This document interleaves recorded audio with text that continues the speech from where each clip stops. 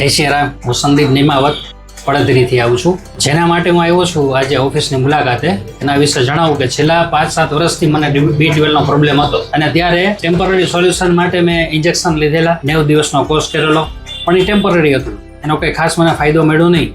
પરંતુ ડૉક્ટર ગ્રીનનું મેં જ્યારે સર્ચ કર્યું અને એના મેં ઓનલાઈન મગાવ્યા 2 પાઉચ અને રેગ્યુલર મેં એનો યુઝ કર્યો તો મારો પ્રોબ્લેમ 100% પૂરો થઈ ગયો હતો.